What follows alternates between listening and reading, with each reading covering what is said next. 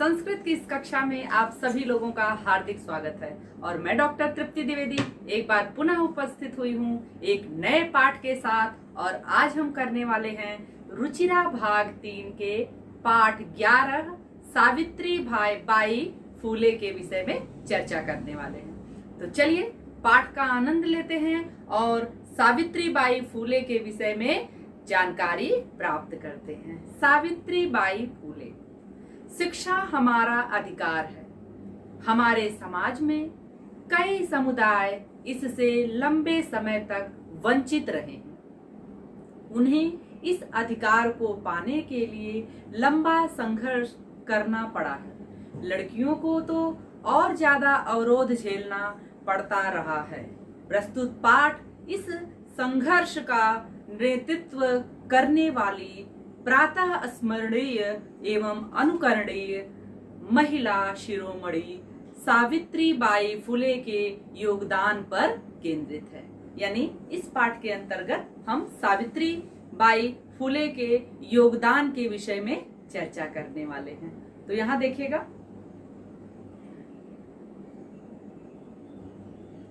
ऊपर निर्मितम चित्रम पश्यत। ऊपर दिए गए चित्र को देखिए। ऊपर जो बना हुआ है चित्र उसको देखिए। कहने का तात्पर्य है कि यहाँ एक चित्र है जिसमें आप देख रहे हैं कि एक महिला अपने घर से यानी एक जगह से विद्यालय जा रही है और रास्ते में कुछ लोग उस पर प्रहार कर रहे हैं, कुछ फेंक रहे हैं। ये चित्र में आपको दिख रहा है कि एक महिला रास्ते से जा रही है, उसके हाथ में पुस्तक है और जा कहाँ रही है? विद्यालय। अब इसके विषय में चर्चा है। ऊपर निर्मितम चित्रम पश्यत। ऊपर दिए गए चित्र को, ऊपर बने हुए चित्र को देखिए। इदम चित्रम कस्याचिद पाठशालायाः वर्तते। यह चित्र किसी पाठशाला का है। इयं सामान्य पाठशाला नास्ति। यह सामान्य पाठशाला नहीं है। इयम अस्ति, यह है महाराष्ट्रस्य, महाराष्ट्र के प्रथमा कन्या पाठशाला, महाराष्ट्र की पहली कन्या पाठशाला। यह कोई सामान्य पाठशाला नहीं है। क्या है? यह महाराष्ट्र की पहली कन्या पाठशाला है, जो कि चित्र में आपको दिख रहा है। एका शिक्षिका गृहात् पुस्तकानि आदाय चलति। एक शिक्षिका अध्यापिका गृहात् घर से पुस्तकानि पुस्तक को आदाय लेकर के चलती है।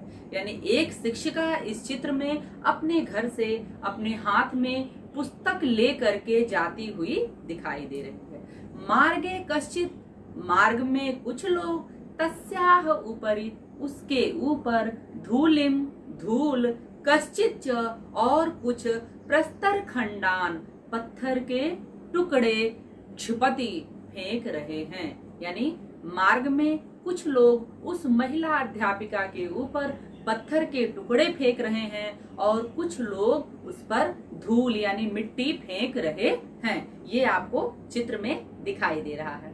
अब आगे देखिएगा। परम सा स्वदृढ़ निश्चयात न विचलितः। लेकिन सा मतलब वह स्त्री जो है स्वदृढ़ निश्चयाति, अपने दृढ़ संकल्प से, दृढ़ निश्चय से, न विचलित, विचलित नहीं होती है। वह महिला अपने दृढ़ संकल्प से विचलित नहीं होती है। स्वविद्यालय कन्या भी सविनोदम आलपन्ति सा अध्यापने संलग्ना भवति। स्वविद्यालय यानी अपने विद्यालय में, कन्या भी, सह यहाँ पर छुपा हुआ है, कन्या भी सह यानी कन्याओं के साथ, सविनोदम आलपन्ति क्या है?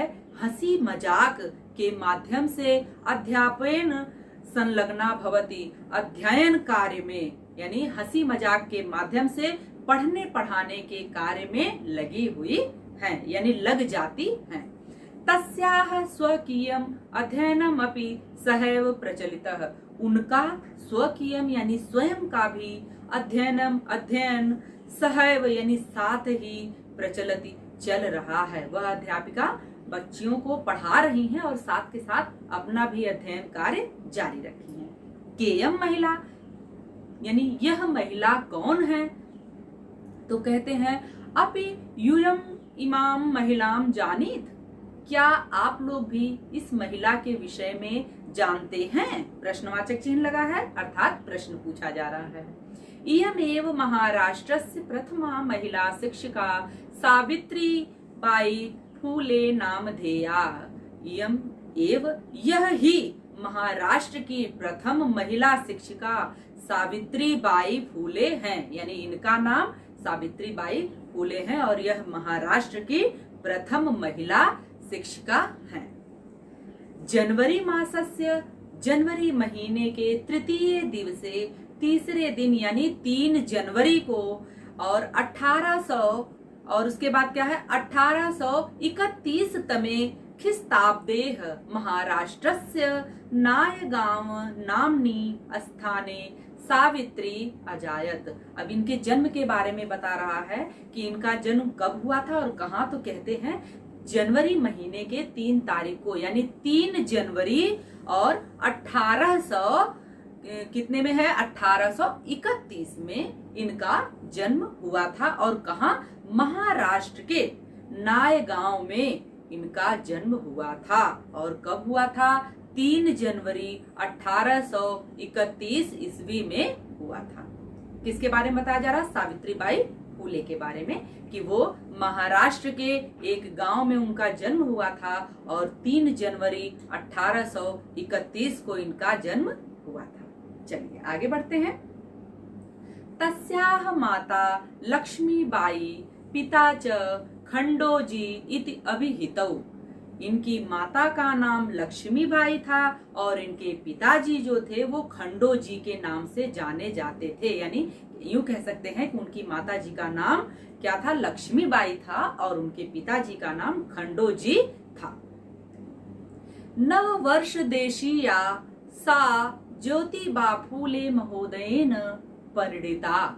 कहते हैं 9 वर्ष देशीया, 9 वर्ष की उम्र में, सिर्फ 9 साल उनकी उम्र थी। सा यानी वह, कौन? सावित्रीबाई फूले के बारे में बात हो रही है। ज्योतिबा फूले महोदयन, ज्योतिबा फूले महोदय के साथ विवाह हो गया। उनका 9 वर्ष की उम्र में उनका विवाह ज्योतिबा फूले के साथ हो गया। परिणीता यानी ब्याही गई, यानी उनका विवाह हो गया। सो अभी, वह भी, कौन? ज्योतिबा, ज्योतिबा भी तदानीं 13 वर्ष कल्पः एव आसीत। उस समय, किस समय? जब उनका विवाह हुआ था तो उस समय 13 वर्ष कल्प यानी 13 वर्ष के थे, मात्र 13 वर्ष के थे। यानी इनकी उम्र 9 साल थी और इनके पति की उम्र 13 साल थी। यतोहि सह स्त्री शिक्षाया प्रबला समर्थक आसीत। जैसा कि वो मतलब उनके पति स्त्री शिक्षा के प्रबल समर्थक थे, यानी उसका सहयोग करने वाले थे, समर्थन में थे। अतः इसलिए सावित्र्याः मनसि, सावित्री के मन में स्थिता वर्तमान अध्ययन अभिलाषा उत्साहं प्राप्तवती। पढ़ने की जो अभिलाषा थी, इच्छा थी, वह और अधिक प्रबल हो गई, तेज हो गई। इतः परम सा साग्रहम आंग्ल भाषायाः अपि अध्ययनम कृतवती। इसके साथ उन्होंने साग्रह पूर्वक यानी मन लगा करके, आग्रह पूर्वक मन लगा करके अंग्रेजी भाषा का भी अध्ययन किया। किसने? सावित्रीबाई ने क्या किया? मन लगा करके अंग्रेजी भाषा का भी अध्ययन किया।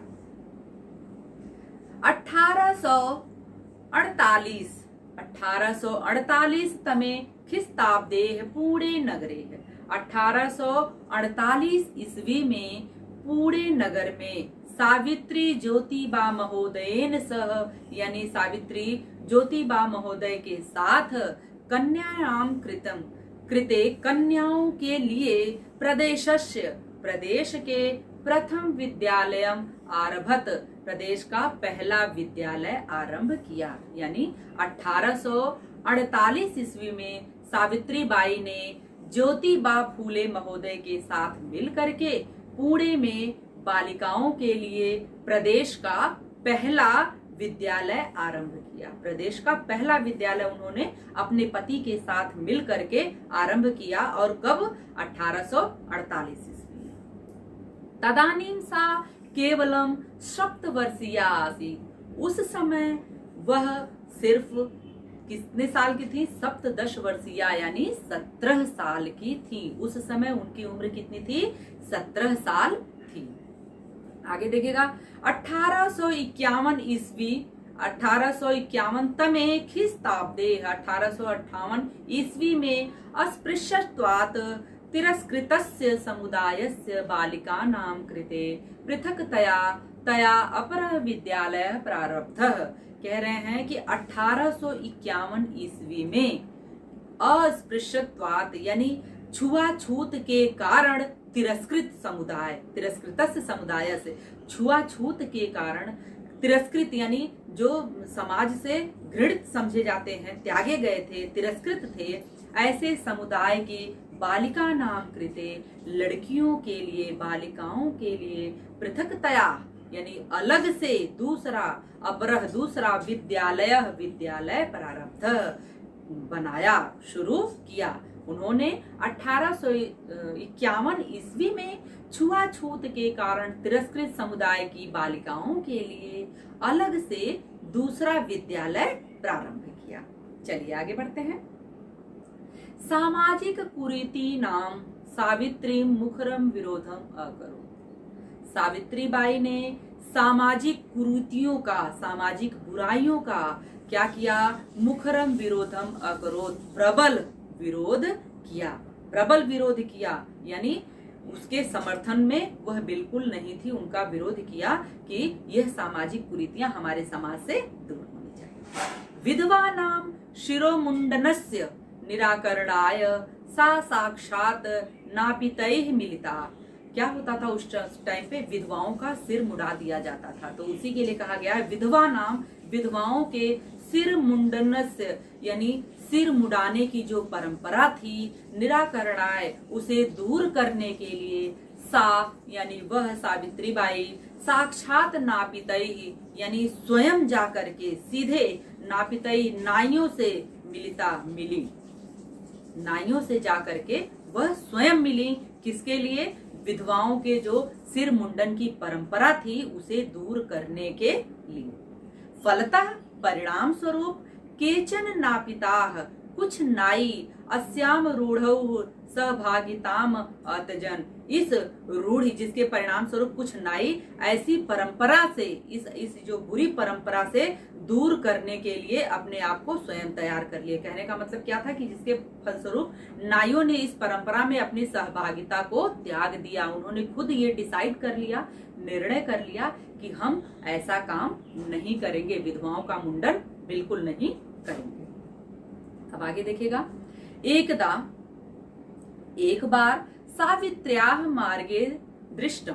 सावित्रीबाई ने रास्ते में देखा यत् की कूपम निक्सा, कुएं के पास शीर्ण वस्त्रावृताः यानी फटे पुराने कपड़ों को धारण किए हुए, फटे पुराने कपड़े पहने, तथा कथिताः कुछ निम्न जातीयाः छोटी जात की, कश्चित् नार्यः कुछ स्त्रियां, जलम पातुम याचन्ते अश्म पीने के लिए, जल के लिए प्रार्थना कर रही थी। एक दिन सावित्रीबाई फूले आ रही थी तो रास्ते में उन्होंने देखा कि कुएं के पास फटे पुराने कपड़े पहने कुछ निम्न जाति की नारियां, स्त्रियां पानी पीने के लिए प्रार्थना कर रही थी। और क्या है आगे, क्या है कि उसके साथ ही क्या हुआ कि उच्च वर्गीयाः उपहासं कुर्वन्तः, और ऊंचे वर्ग के लोग उनका मजाक उड़ा रहे थे। ऊंचे वर्ग ने उनका मजाक उड़ाते हुए क्या कहा? तो आगे कहते हैं कूपात जलोद्धारणम अवारयन, उन्हें कुएं से पानी लेने के लिए, पानी निकालने के लिए मना कर दिया। कुछ ऊंची जात के लोग मजाक उड़ाते हुए उनको कुएं से जल लेने के लिए अवारयन रोक दिया, मना कर दिया। सावित्री एतत् अपमानम सोढुम न शक्नोत। सावित्रीबाई फूले इस अपमान को सहन करने के लिए क्या नहीं हुई? शक्नोति न शक्नोति, नहीं सहन कर सकी, उनसे सहन नहीं हुआ। क्या? इस तरह से अपमान होता देख करके, इस तरह से निम्न जात की स्त्रियों का अपमान होता देख करके उनसे सहन नहीं हुआ। सा ताः स्त्रिय निज गृहम नीतवती, सा यानी सावित्री बाई वह उन स्त्रियों को अपने घर ले आई, अपने साथ अपने घर ले आई। तड़ागम दर्शयित्वा, तड़ाग यानी तालाब, दर्शयित्वा दिखा करके, अकथयत च कहा, उनको अपने घर ले आई और तालाब दिखा करके कहा, यत यथेष्टम जलम नयत, जितना अब तुम्हें जितने जल की आवश्यकता है पी लो, ले लो। सार्वजनिको अयम तड़ागः, यह तालाब सार्वजनिक है। अस्मात् जल ग्रहणे नास्ति जाति बंधनम, इसमें से जल लेने के लिए किसी जाति का कोई बंधन नहीं है, यानी इसमें सभी जाति के लोग जल ले सकते हैं। तया मनुष्याणाम समानतया स्वतंत्रया च पक्षः सर्वदा सर्वथा समर्थितः, कहते हैं तया यानी उनके द्वारा, उन्होंने सावित्री बाई फूले ने हमेशा क्या किया? लोगों की समानता और आजादी के पक्ष के लिए हमेशा समर्थन किया। सावित्री बाई ने लोगों के लिए, लोगों के हित में उनकी समानता और आजादी के पक्ष को का हमेशा समर्थन किया, पक्ष में रही कि सबको आजादी मिलनी चाहिए, सबको स्वतंत्रता मिलनी चाहिए। चलिए आगे देखिएगा।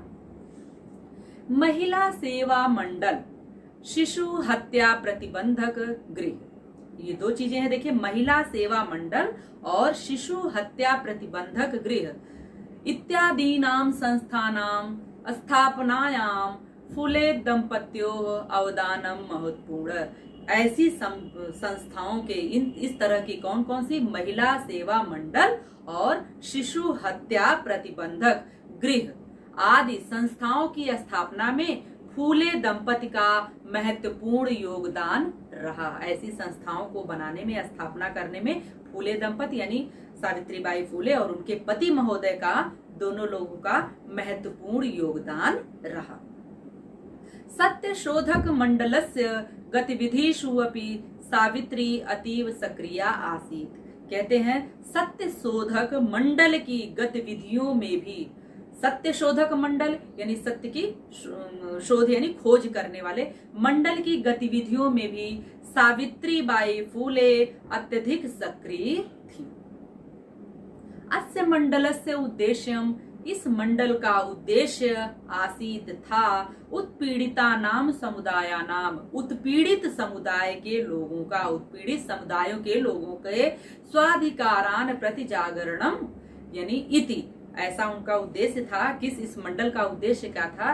कि जो उत्पीड़ित लोग हैं, समुदाय, उत्पीड़ित समुदाय के जो लोग हैं, उनके अधिकारों के प्रति उनको जागरूक करना, ये क्या था? इस मंडल का उद्देश्य था। मंडल का जो मंडल था उसका उद्देश्य क्या था? कि जो लोग, जो पीड़ित समुदाय के लोग थे, उनको उनके अधिकारों के प्रति जागृत करना। अब आगे देखिएगा। सावित्री अनेका संस्था प्रशासन कौशलेन संचालितवती, सावित्री देवी ने क्या किया था? अनेक संस्थाओं, सावित्री ने अपने प्रशासन कौशल से, प्रशासन कौशलेन, अपने प्रशासन कौशल से अनेक संस्थाओं का संचालन किया था। कैसे? उनको संचालन करने की कुशलता थी उनके अंदर, तो कहते हैं कि अपने प्रशासन के कौशल से अनेक संस्थाओं का उन्होंने संचालन किया। दुर्भिक्ष काले प्लेग काले च सा पीड़ित जनानाम अश्रांतम अविरतम च सेवाम अकरोत्, कहते हैं दुर्भिक्ष काले यानी अकाल के समय, प्लेग काले, प्लेग के समय, अकाल के समय और प्लेग के समय, सा यानी उन्होंने पीड़ित जनानाम, जो लोग पीड़ित थे उन लोगों की, अश्रांतम बिना थके हुए, अविरतम यानी निरंतर, सेवाम अकरोत् सेवा किया, यानी अकाल के समय और प्लेग के समय इन्होंने बिना थके बिना रुके पीड़ितों की सेवा की। किसने? सावित्रीबाई ने।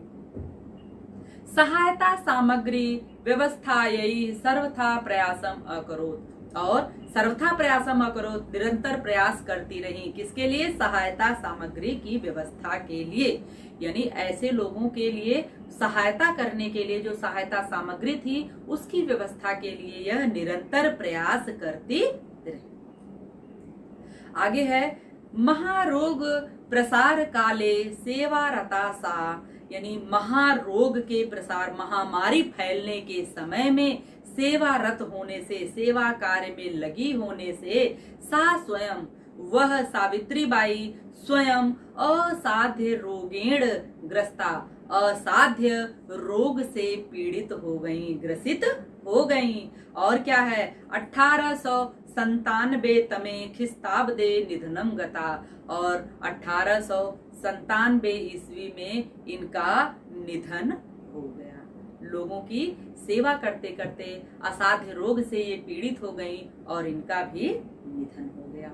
आगे देखिएगा, सावित्री साहित्य रचनाया अपि सावित्री महीयते। क्या कहते हैं? साहित्य की रचना, साहित्य रचना की दृष्टि से भी सावित्री बाई बहुत ही महान है। साहित्य रचना के क्षेत्र में भी यह बहुत ही महान है। काव्य संकलन द्वयम वर्तते, काव्य फूले सुबोध रत्नाकर चेति। कहते हैं काव्य फूले और सुबोध रत्नाकर, इनके दो काव्य संकलन हैं। किसके? सावित्री बाई के। कौन कौन से दो? तो कहते हैं काव्य फूले और सुबोध रत्नाकर, इनके दो काव्य संकलन हैं। भारत देशे, यानी भारत देश में महिलोत्थानस्य, महिलाओं के उत्थान को गहन अवबोधाय, गहराई से समझने के लिए सावित्री महोदया, सावित्री महोदया का जीवन चरितम, जीवन चरित अवश्यम अध्येतव्यम, अवश्य पढ़ना चाहिए। कहते हैं भारत देश में महिलाओं के उत्थान को गहराई से समझने के लिए हमें सावित्री महोदया का जीवन चरित अवश्य पढ़ना चाहिए। तब हमें यह अच्छे से ज्ञात होगा कि इन्होंने क्या क्या महिला के लिए, महिला उत्थान के लिए, समाज के छुआछूत जो कुप्रथा है इसको दूर करने के लिए क्या क्या योगदान दिया। तो इसके लिए हमें इनका जीवन चरित्र अवश्य पढ़ना चाहिए। चलिए, तो यहाँ यह पाठ पूर्ण होता है और इस पाठ में, इस पाठ के माध्यम से सावित्री बाई के बारे में इतनी अच्छी अच्छी जानकारियां हमें प्राप्त हुई। अब हम बढ़ते हैं अभ्यास प्रश्नों की ओर।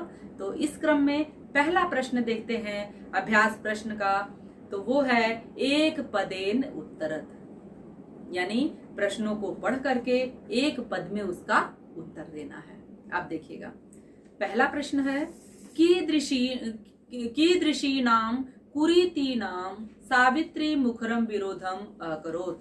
किस तरह के सामाजिक कुरीतियों का सावित्री बाई ने मुखर विरोध किया था? तो कैसी थी? उत्तर होगा सामाजिक कुरीति नाम, सामाजिक कुरीतियों का।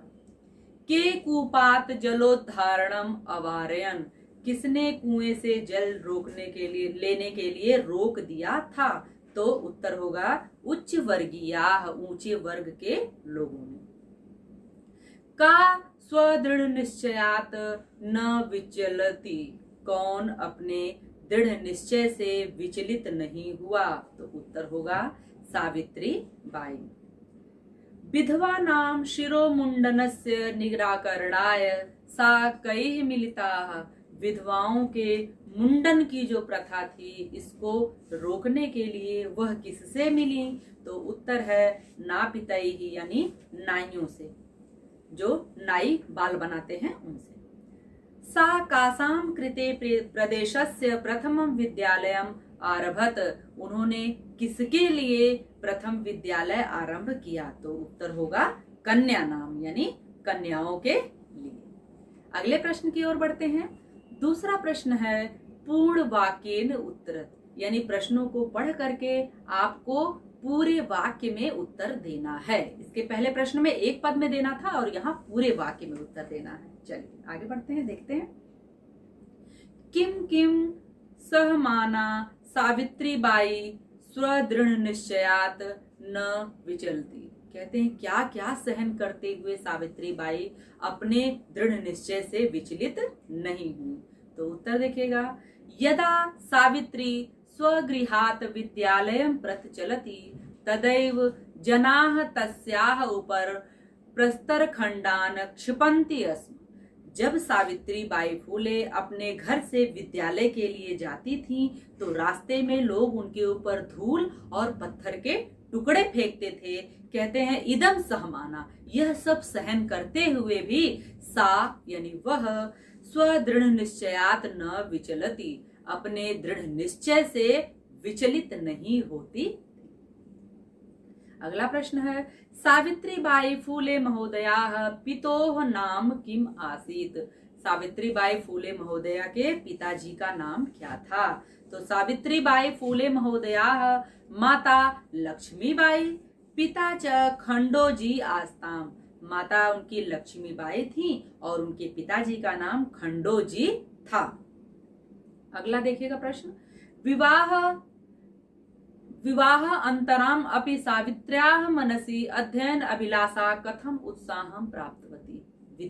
विवाह के उपरांत उनके मन में जो अध्ययन की अभिलाषा थी वह कैसे और ज्यादा बढ़ गई। तो उत्तर है, सावित्री पति स्त्री शिक्षायाः प्रबल समर्थकः आसीत्। सावित्री के पति स्त्री शिक्षा के प्रबल समर्थक थे, अतः इसलिए तस्याह अध्ययन अभिलाषा उत्साहं प्राप्तवती। उनके पढ़ने की जो जिज्ञासा थी, इच्छा थी, वह और बलवती हो गई, प्रबल हो गई, तीव्र हो गई।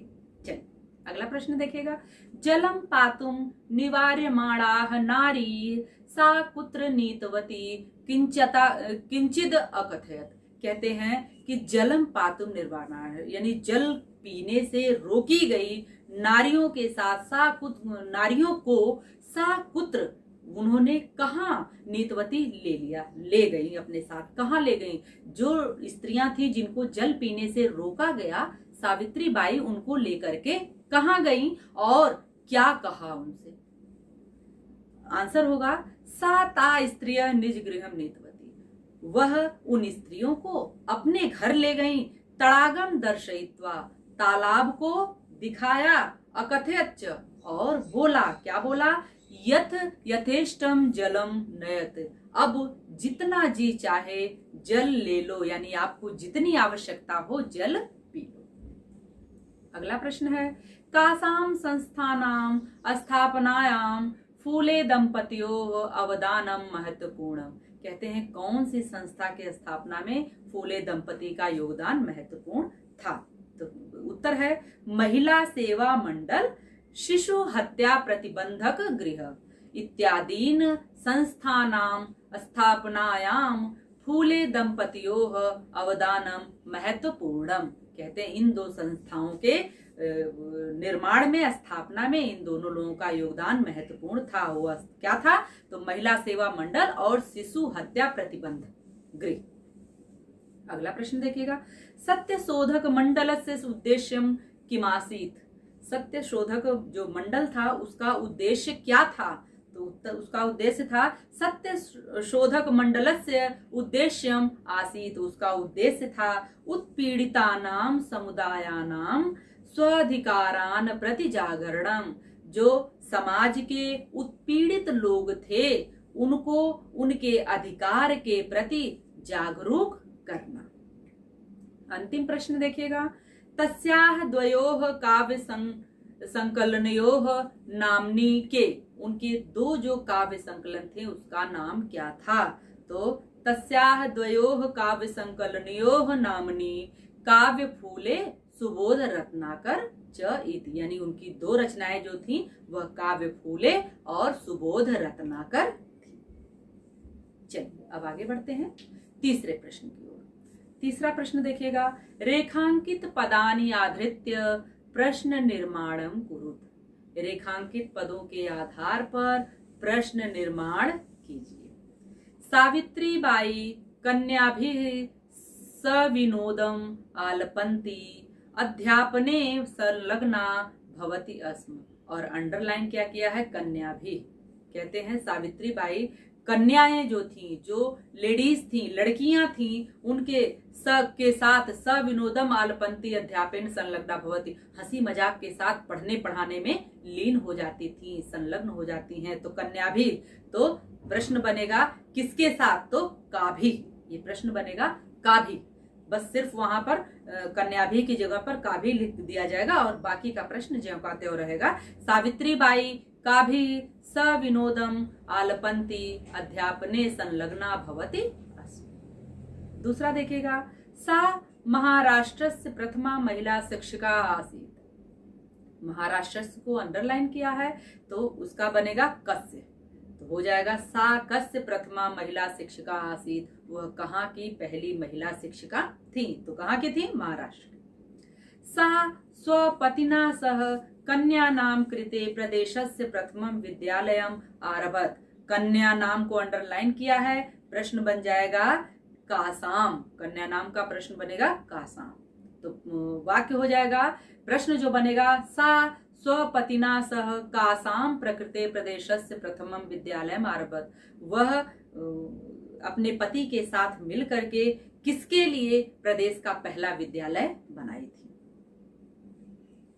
तया मनुष्याणाम समानतायाः स्वतंत्रतायाश्च पक्षः सर्वदा समर्थितः। उन्होंने क्या किया था, मनुष्यों के समानता और स्वतंत्रता के पक्ष के लिए सदा समर्थन किया था। तो मनुष्याणाम के जगह पे प्रश्न बनेगा केशाम, यानी उन्होंने किसके समर्थन के लिए हमेशा, किसके पक्ष के लिए हमेशा समर्थन किया था। साहित्य रचनाया अपि सावित्री महीयते। अब सावित्री को अंडरलाइन किया है, यानी साहित्य रचना के दृष्टि में भी इनका महत्वपूर्ण योगदान था। महीयते सावित्री को अंडरलाइन किया है तो इसलिए उसकी जगह पे प्रश्नवाचक शब्द हो जाएगा का। तो साहित्य रचनाया अपि का महीयते, यानी साहित्य रचना के क्षेत्र में कौन महान थी, किसका योगदान था। चलिए आगे बढ़े। अब देखते हैं चौथा प्रश्न।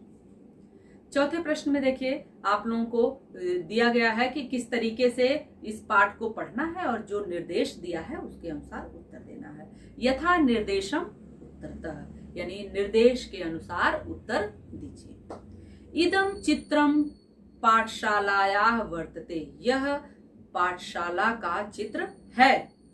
अत्र वर्तते इति क्रियापदस्य कर्तृपदम किम। पूछ रहा है यहाँ वर्तते जो क्रियापद है इसका कर्ता क्या है, तो कर्ता क्या है, चित्रम। क्या है, चित्रम पाठशालायाः वर्तते। किसमें पाठशाला दिख रही है, इस चित्र में, तो कर्ता हो जाएगा चित्र। तस्याः स्वकीयम अध्ययनम अपि सहैव प्रचलित। कहते हैं तस्याः, अब अस्मिन वाक्ये विशेष पदम किम, इस वाक्य में विशेष पद क्या है, तो तस्याः स्वकीयम अध्ययनम अपि सहैव प्रचलित। उनका अपना स्वयं का अध्ययन भी साथ साथ चल रहा था, तो यहाँ पर विशेष पद क्या है, अध्ययनम। अध्ययनम यहाँ विशेष पद है। अपि यूयम इमाम महिलाम जनीथ। अस्मिन वाक्ये यूयम इति पदम केभ्यः प्रयुक्तम। यहाँ पर यूयम पद किसके लिए प्रयुक्त हुआ है, तो पाठकेभ्यः, यानी पाठक के लिए। अपि यूयम इमम महिलाम जानीथ। इस वाक्य में केभ्यः जो प्रयुक्त हुआ है, यूयम जो प्रयुक्त हुआ है वो किसके लिए हुआ है, तो पाठकों के लिए हुआ है। आगे बढ़ते हैं। सा ताः स्त्रियः निज गृहं नीतवती। वह उन स्त्रियों को अपने घर ले आई। अस्मिन वाक्ये सा इति सर्वनाम पदम कस्यै प्रयुक्तम। यह सर्वनाम पद जो सा है किसके लिए प्रयुक्त हुआ है, तो किसके लिए हुआ है, सावित्री बाई के लिए। कहते सावित्री बाई उनको अपने घर ले आई थी, तो सा सावित्री बाई के लिए। तो उत्तर हो जाएगा सावित्री, यानी सावित्री बाई के लिए। शीर्ण वस्त्र आवृताः तथा कथितः निम्न जातीयः कश्चिद नार्यः जलम पातुम याचन्ते। कहते हैं जो फटे पुराने कपड़ों को पहने हुए जो निम्न जात की स्त्रियां थी, कुछ नारियां थी, जलम पातुम याचन्ते, अस्म मांग रही थी, जल पीने के लिए लेना चाह रही थी। अत्र यानी यहाँ पर नार्यः, नारी शब्द इति पदस्य, इस पद का विशेषण पदानि कति। विशेषण पदानि पद कितने हैं, कानि च इति, यानी यह भी लिखिए कि कितने हैं और कौन है, यह भी लिखना है। तो उत्तर देखिएगा, इत्यस्य चत्वारि विशेषण पदानि सन्ति। यहाँ पर 4 विशेषण पद हैं। तो पहले आपने कति पूछा तो 4 बता दिया, अब पूछा है कि कौन कौन है, उनके नाम लिखिए। तो देखिएगा, शीर्ण वस्त्रावृता यानी फटे पुराने वस्त्र, तथा कथिता, निम्न जातिया और कश्चित, ये 4 जो हैं यहाँ पर विशेषण पद हैं। और किसके विशेषण थे? जो स्त्रियां थी। वो कैसी थी? फटे पुराने कपड़े पहनी थी, निम्न जाति की थी, कुछ स्त्रियां थी। इस तरीके से इनके विषय में 4 विशेषण। चलिए अब आगे बढ़ते हैं 5वें प्रश्न की ओर। अब यहां देखिएगा, अधोलिखितानि पदानि आधृत्य वाक्यानि रचयत। नीचे कुछ पद दिए गए हैं, इन्हीं के आधार पर आपको वाक्य निर्माण करना है, बनाना है। अब देखिएगा, स्वकीयम, यहाँ यह शब्द है और पद है दिया हुआ, और इसमें आपको एक वाक्य इसकी सहायता से बनाना है। तो अहम स्वकीयम कार्यम करोमि, मैं अपना कार्य करूंगी। सविनोदम यानी प्रसन्नता के साथ, तो बालक सविनोदम लेखति, बालक खुशी खुशी प्रसन्नता के साथ लिखते हैं। सक्रिय, सह सामाजिक कार्येषु सक्रिय अस्ति, वह सामाजिक कार्यों में सक्रिय हैं। प्रदेशस्य, मम प्रदेशस्य नाम राजस्थानम अस्ति, या आप जो भी जहां भी रहते हैं अपने प्रदेश का नाम डाल सकते हैं। तो मेरे प्रदेश का नाम राजस्थान है, आप चाहें तो अपने प्रदेश का नाम डाल सकते हैं। चलिए, मुखरम, सावित्री मुखरम विरोधम अकरोत्, सावित्रीबाई फूले ने मुखर विरोध, तीव्र विरोध किया था। सर्वथा, सा सर्वथा कन्या नाम मार्गदर्शनम करोति स्म, वे हमेशा कन्याओं का मार्गदर्शन करती थी। छठा प्रश्न देखिएगा, छठे प्रश्न में 2 खंड है, अ और आ। तो पहले अ देखते हैं। अधोलिखितानि पदानि आधृत्य वाक्यानि रचयत, नीचे लिखे हुए पदों को बेस बना के, आधार बना करके आपको वाक्य रचना करना है। ऊपर भी आपने यही किया और नीचे भी यही है, आपको दिया हुआ पद, उसके आधार पर आपको वाक्य रचना करनी है। चलिए, ऊपर यानी ऊपर, वृक्षस्य ऊपर बानरः अस्ति, वृक्ष के ऊपर बंदर हैं। और क्या है? आदानम, विचारणाम आदानम प्रदानम कुर्यात, विचारों का आदान प्रदान कीजिए। परकीयम, कन्या परकीयम धनम वर्तते, कन्या पराया धन होती है। विषमता, भारते जनेषु विषमता न अस्ति, भारत के लोगों में कोई विषमता नहीं है। और आगे है व्यक्तिगतम, इदम मम व्यक्तिगतम कार्यम अस्ति, यह मेरा व्यक्तिगत पर्सनल काम है। आरोह, जीवने आरोह अवरोह एवमेव प्रचलतः, जीवन में उतार चढ़ाव यह चलता रहता है। अब आगे बढ़ते हैं इसके दूसरे भाग की ओर। अधोलिखित पदानाम समानार्थक पदानि पाठात चित्वा लिखतः, पाठ से समानार्थक पदों को चुन करके दिए गए पदों के समक्ष लिखना है। तो देखिएगा, मार्गे अविरतम अध्यापने अवदानम यथेष्टम मनसि, ये सारी चीजें आपको यहाँ कोष्टक में दी हुई हैं, पेटिका में दी हुई हैं, और आपको दिए गए पदों में इन्हीं में से जो उनका समानार्थक हो उसके सामने लिखना है। तीक्ष्णे तो अध्यापने, पथि मार्गे, हृदये, मनसि, इच्छानुसारम, यथेष्टम, योगदानम, अवदानम, निरंतरम, अविरतम, यानी निरंतर यानी बिना रुके, अविरत यानी निरंतर। चलिए अब पढ़ते हैं 7वें प्रश्न की ओर। 7वें प्रश्न में देखिएगा, इसमें भी 2 खंड हैं, अ और आ। तो पहले देखते हैं, अधोलिखितानाम पदाम लिंग विभक्ति वचनम च लिखत, नीचे लिखे हुए पदों में लिंग विभक्ति और वचन लिखना है। तो देखिएगा, पद में दिया है धूलिम, लिंग विभक्ति वचन। तो धूलिम क्या है? स्त्रीलिंग है, द्वितीय विभक्ति है, एक वचन है। नामनी नपुंसक लिंग है, सप्तमी विभक्ति है, एक वचन है। अपरः पुलिंग है, प्रथमा विभक्ति है, एक वचन है। कन्याम स्त्रीलिंग है और षष्ठी विभक्ति है, बहुवचन है। सहभागिता स्त्रीलिंग, प्रथमा विभक्ति एक वचन, और नापितैहि पुल्लिंग शब्द है, तृतीया विभक्ति है और बहुवचन है। अब इसके दूसरे भाग की ओर बढ़ते हैं। उदाहरणम अनुसृत्य, उदाहरण का अनुसरण करके या उदाहरण के अनुसार निर्देशानुसारम लकार परिवर्तनम कुरुत, यहाँ आपको लकार बदलना है कि जो भी लकार का निर्देश दिया है उसी लकार में आपको करना है। तो पहले देखिएगा, सा शिक्षिका अस्ति, वह शिक्षिका है। अब यहाँ लंग लकार में करना है, तो लंग लकार यानी भूतकाल। तो देखिएगा, सा शिक्षिका आसीत, यानी अस्ति को आसीत हो गया लंग लकार में। अगला, सा अध्यापने संलग्ना भवति, वह अध्यापन में लग जाती हैं। अब लिट लगा तो यहाँ हो जाएगा भवति का भविष्यति, बस इतना ही बदल जाएगा, सा अध्यापने संलग्ना भविष्यति। सह त्रयोदश वर्ष कल्पः अस्ति, अब ये लंग लकार में हो जाएगा, तो यहाँ पर अस्ति का आसीत यानी लंग लकार यानी भूतकाल, तो सह त्रयोदश वर्ष कल्पः आसीत। महिला तड़ागात जलम नयति, और इसको लोट लकार में बदलना था, तो नयत को नयतु हो जाएगा, नयति नयतु में परिवर्तित हो जाएगा लोट लकार में। उत्तर हो जाएगा महिला तड़ागात जलम नयतु।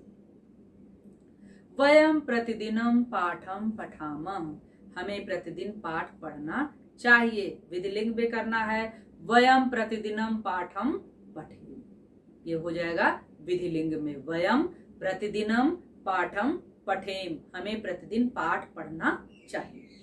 यूयम किम विद्यालयम गच्छत, अब इसको ऋट लकार में कर देना है, तो गच्छत जो हो जाएगा गमिष्यथ हो जाएगा। ये ध्यान दीजिएगा, जिस विभक्ति और वचन में है, पुरुष में है, जिस पुरुष और जिस वचन में है, हमें बदल करके सिर्फ हमें लकार बदलना है, हमें सिर्फ लकार बदलना है, विभक्ति का परिवर्तन नहीं करना है। यहाँ देखिएगा पठामा है, पठामी पठावह पठामा, उत्तम पुरुष बहुवचन में है, तो जब हम इसमें करेंगे विधिलिंग में करेंगे तो पठेम, ठीक है, ये ध्यान देना है। चलिए, यूयम किम विद्यालयम गच्छत, अब यहाँ ऋट लकार में करना है, तो यहाँ पर यूयम किम विद्यालयम गमिष्यथ। आगे है ते बालकाः विद्यालयात् गृहं गच्छन्ति, और इसको लंग लकार में करना है, यानी भूतकाल में परिवर्तित करना है, तो ते बालकाः विद्यालयात् गृहं अगच्छन्, यानी सिर्फ आपको क्रिया में ही